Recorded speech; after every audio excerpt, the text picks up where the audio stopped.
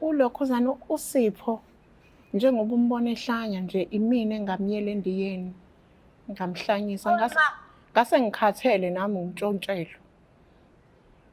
Manje uchaza ukuthi uyena omtshontselayo? Uyena ngangingazi ukuthi uyena, ngangiyitshela ukuthi ilo mfethu lona ebesihlala naye, kanti ngangingazi ukuthi ena kanti umntanakho.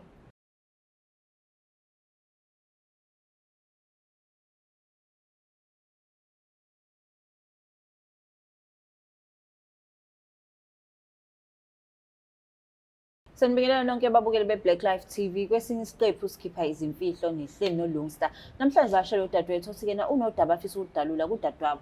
Sawubona njani? Ngiyaphila njani? Ngiyaphila. Ngicela ababukeli beBlack Life usho ukuthi uqhamuka kunendawo. Ngiyanibingelela, ngiqhamuka eNanda. Uqhamuka eNanda? Yebo. Ubekwa yini lesi sihlalo namhlanje? Ngifisa ukuzokhipha imfihlo engayenza nje kudala. Manje iyangihlupha. Iyangihlukumeza emoyeni. Izibe imfihlo yaqala ngokuthi ngilokhu ngilahlekelwe ekhaya. Ngilokhu ngilahlekelwa ngibuza ukuthi ubani. Ngibuza ukubani ngingaphumi umuntu oshoyo ukuthi ubani ongebelayo, ongebela imali, ebeney'mpahla, yonke into nje enginayo. Engizama khona ukwazi kwalahleka ngisho nefoni. Ngathi ngisuka ngangihamba ngiya endiyeni. Ngayolokhuzana ngavele ngayohlanyisa-ke kanti kuzohlanya ingane yadadewethu. Manje ngifisa ukukonfesa kudadewethu ngoba ngiye ngibone ukuthi eyibuza ukuthi ingane yakhe engabe ubani wayenza kanjena. Sengifisa ukusho ukuthi imina engenza lokho. Ngase ngikhathele ukulokhu ngibabuza. Ubabuze. So ngoba uthi ufuna ukukonfesa, makulahleka ekhaya ubungabuzi wonke umuntu endlini udadewenu bengazi ukuthi wena wayendiyeni. Bengibabuza wonke umuntu aphike, wonke umuntu aphike endlini. Udadewethu bengasoli lutho udadewethu. Bengasoli lutho. So abazi ukuthi wayendiyeni. Abazi. Okay, so India lafika lathi enze njani-ke ngoba azahlanye nje umfana? India lathi lona ngizosho igama kuphela. Ngizosho ukuthi ngilahlekelwe othathe ukuthi nokuthi nokuthi kuphela akwenzekile. Lona lazi ukufaka alikwazi ukukhipha. So wena ima-ke uyawubona uma untshontshelwa ngoba uthi usuntshontshelwe kaningi, yabe khona umuntu omsolayo. So wena bungasolini ukuthi-ke mhlampe ingane yadadewenu ngoba phela ingane yadadewenu ifana ingane yakho. So bungasolini ukuthi hayi ngiyamsola lo ukuthi uyena ontshontshayo. Bengamsola inhlobo. Umuntu engangimsola umuntu ohlala ekhaya ongewuye wasekhaya.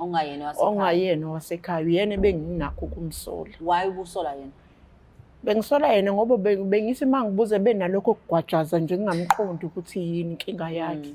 Manje ngagcina ngisola ukuthi okay umuntu ushutha ongitshontshela yilo ngoba uyena begwajaza. Lona engamenzakalisa uyena umbone nje ukuthi akanankinga nalokho. So ubone kanjani ukuthi-ke hayi na umuthi wendi usebenza kwenzakaleni kumfana wadadewenu? Waqala nje wagumula iy'mpahla wenza izinto engaqondakali nje ngabona ngathuka lapho ukuthi hawe ma kanti ingane yasisi wami lena engenza into ebuhlungu kangaka. Yabuhlungu inhliziyo yami njengoba ngize la ngizoconfess ukuthi sengiyabona ukuthi nakusisi wami kubuhlungu kungcono ngivele ngisho vele kubonakala ukuthi kwenzakala kuzokwenziwa njani ngoba kubuhlungu kusisi wami. But angithi uyakhumbula India ukuthi kutheni ithe liyafaka kuphela likhiphi? Liyafaka kungcono kwaziwe kodwa ukuthi ubani umuntu owenzayo. So manje usisi wakho mase ekhalela kuwena kunjani, uzizwa unjani? Ngizokhululeka emoyeni, yebo khona uzokhala, ngizokhululeka emoyeni ngoba vele iqiniso sengiphumile ngoba nami kuyangihlupha futhi sengize ngazaca nasemzimbeni akulaleki ngasebusuku. Akulaleki. Useke wazama ukuyobheka abantu ababonayo-ke yena-ke a-check ukuthi kwenzakalani nomfana wakho?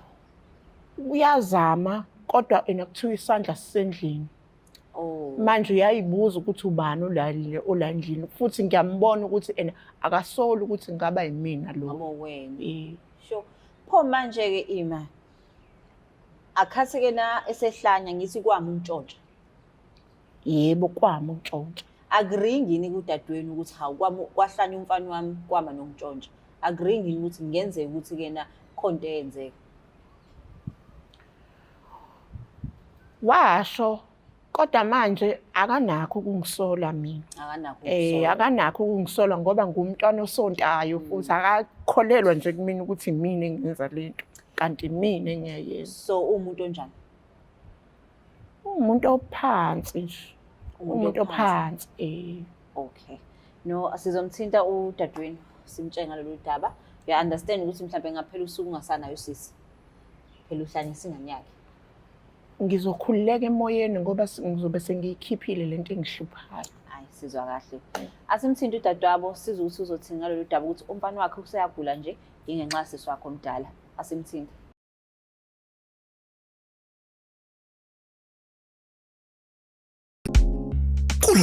Kulonyaka zijike kakhulu izinto. Ingabe ubaba wengane akafuna ukudla? Khululeka, ungakhathazeki. Izinyembezi zomntwana zizomenza ikhiphe le mali. Uthatha izinyembezi zomntwana uyihlanganise nalo muthi obizwa ngezinyembezi zomntwana ebese uyawukhulumisa. Njalo mayithola imali uyohleze ecabanga ngengane yakhe. Kulonyaka bazoyikhipha le mali. Ufuna ukwazi utholakala kanjani? Sondela mzala ukuze ufake i-order lakho babhalele noma bafonele eBlack Life Traditional Pharmacy u-062 219 7748. Adeliver noma ngabe kuphi. Black Life Traditional Pharmacy izimpande zama-Afrika.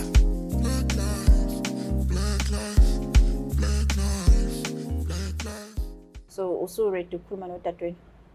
Yebo, sengiready.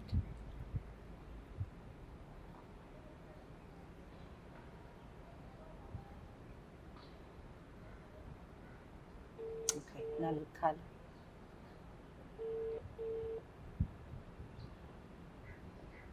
Yelo. Hi, unjani? Ngiyaphila. Ukhuluma noLongstar la ka-Black Life TV. Singakwazi ukukhuluma? Yes. Ngiyabonga kakhulu. Ngikufonela from uhlelo oluthi sikhipha izimfihlo. Ngihle nodadewenu omdala la uthi kena kunodaba afisa ukutshela lona. Yes. Ngisacela umlaleli. Alright. Ngiyabonga. Sawubona njani? Ngiyaphila sisikazi. Ngiyaphila. Khona imfihlo engifuna ukukutshela yona. Imfihlo. Yebo. Angisazi ngilalela. Ulokhuzana uSipho njengoba umbona ehlanya nje imina engamyela endiyeni ngamhlanyisa ngase ngikhathele nami ngintshontshelwe. Manje uchaza ukuthi uyena omthontelayo. Uyena ngangazi ukuthi uyena ngangitshela ukuthi ilo mfethu lona ebesihlala naye kanti ngangazi ukuthi kanti umntanakho. Awe masi, kodwa waze wangihlukumeza kanje. Wena umsola yini ungangitshela ngokuthi usola yena ungenzela ukuthi mina ngikwazi ukukhokha konke akwenzile. Ngangamsoli ukuthi ngase ngikhathele nami kulokhu ngibuza wonke umuntu uyathula endlini ngilahlekelwa zimali ngilahlelwa zimpahla zami ezibizayo ngiyabe ngiyabuza ubani kuyayithulekela endlini. Manje wena manje sehlanya kanje kusho ukuthi wena uyajabula ngoba wena iy'mpendulo zakho sey'phendulekile. Ngangayitshela ukuthi umntanakho sisi ngangayitshela ngiyaxolisa. Wazi kanjani-ke ukuthi uyena ngokuthi usukubona sehlanya? Ngaze ngalokho ngoba sengibona sehlanya ukuthi kanti uyena. Ukube ngangazi ukuthi uyena ngangeke ngikwenze. Sebuhlungu kanje ungayenza njani kumina? Ungibona mina ngihamba iy'nyanga ngenza yonke into akhona ilungayo. Awusho ukuthi uwena wonke luwenze lento. Ungasangitsheli ngani-ke mina ukuthi uyangithola-ke ngisho ngikwazi ukuthi ngikukhokhele direkthi izinto zakho. Bengisaba ukuthi nami sekuyangihlupha emoyeni ingakho ngize ngibona ukuthi ngcono ngize la ka-Black Life ngizosho. Sizokwenza kanjani? Izosiza ngani leyo nto ngoba uyabona ukuthi kade kade ngihamba iy'nyanga mina akulungi litho akabikho right endaweni yalokhu uyayibawela. Angazi mhlawumbe ngingakukhokhela-ke nalezo mali lezo suyimoshile ey'nyangeni-ke. Angeke ukwazi ukungikhokhela because uyazi ukuthi kuningi kwakho akukhoshile nawe. Manje into ekumele silwe nayo manje ukuthi kufike yena. Then uma sefikile uyena ozokwazi naye ukuthi acontact kuwena ukuthi ngenza 1 no 2 ngomuntu othile ngiyatholisa ngiyatholisa mamncane kuphela. Inkinga ngamyele ndiyeni indiya lathi alikwazi ukukhipha lazi ukufaka kuphela. Masihamba siya kulona ngeke likwazi ukwenza omnye plan. Angazi singaya kulo kodwa nje lathi likwazi ukufaka lona likwazi ukukhipha. Manje ngicela ukuthi ingane yami izosali kanjani. Mhlawumbe singahamba siye kulona kodwa nje lathi lona alikwazi ukukhipha lazi ukufaka kuphela. Kodwa sifaka into ebuhlungu kanje ungathangiseli ingane-ke mina ukuthi usucabanga ukwenza kanje and unentolo ekukanje. Ngase ngikhathele nawe wawubona ngase ngikhathele ngiyabuza endlini ngilahlelwa zimali ngilahlelwa impahla zami ezibizayo ngiyalahleka nje. Imali mawuthwala ingane yakho le yenze lento uzojabula kuyibona isanya kanje. Engeke. Manje sangisinile. Ukuthi bengifuna ukwazi nje kuphela ngoba nami kuyangihlupha emoyeni. Nami bese ngikhathele lokhu ngikubona lokhu uhamba izinyanga ekubeni ngazi kahle ukuthi mina engenza lento.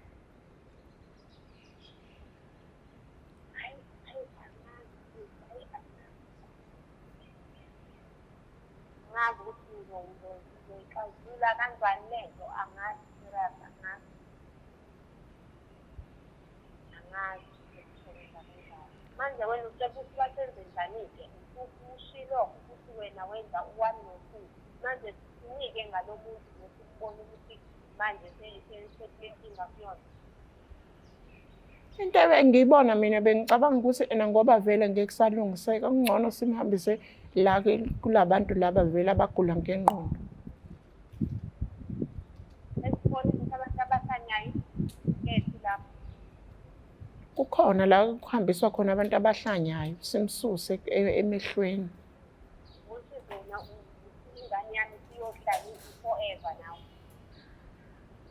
Ngasi ngaqala kulindiya phela senze kodwa nje lathi lona lazi ukufaka alikwazi ukukhipha.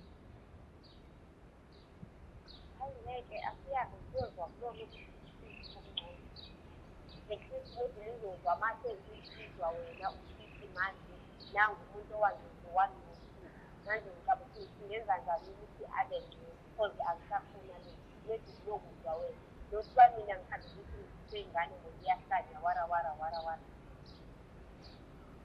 Okay ke sokwenze njalo ke. Manje wena ngoba ngo-3 days nje awubuye ekhaya usho ukuthi wena uziwe lento.